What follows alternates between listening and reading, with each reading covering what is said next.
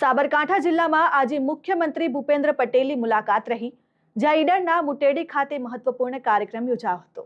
મુખ્યમંત્રી ભૂપેન્દ્રભાઈ પટેલ આજે સાબરકાંઠાની મુલાકાતે પહોંચ્યા હતા।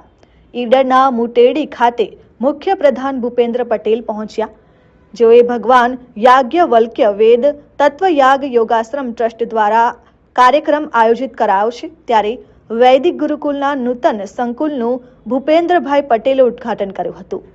દેશભરના યુવાઓ સંસ્કૃત પાઠશાળામાં શ્લોક શીખી રહ્યા છે, ત્યારે હજારો વિદ્યાર્થીઓનું આ ગુરુકુલ ભાવિ છે।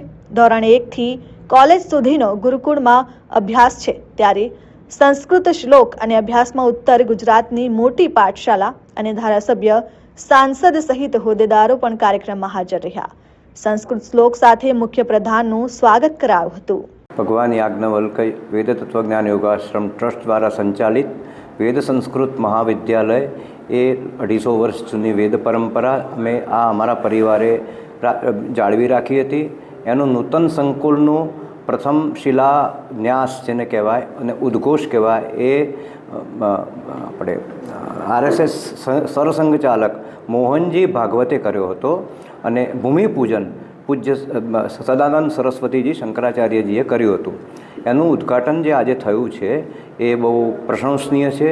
ગુજરાતની 46 પાઠશાળાઓ છે, એમાંથી આ એક અદ્વિતીય અને બહુ આગળ પડતી પાઠશાળા છે અને અત્યારે બહુ નૂતન સંકુલમાં 110 વિદ્યાર્થીઓ ભણે છે અને ભવિષ્યમાં સંખ્યા એની વધશે।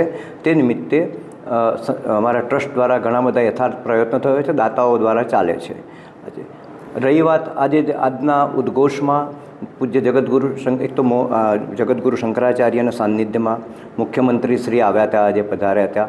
એમના હાથે શિલાલેખનું ઉદ્ઘાટન બી થયું। Vimal Patel, RN news, Sabarkantha.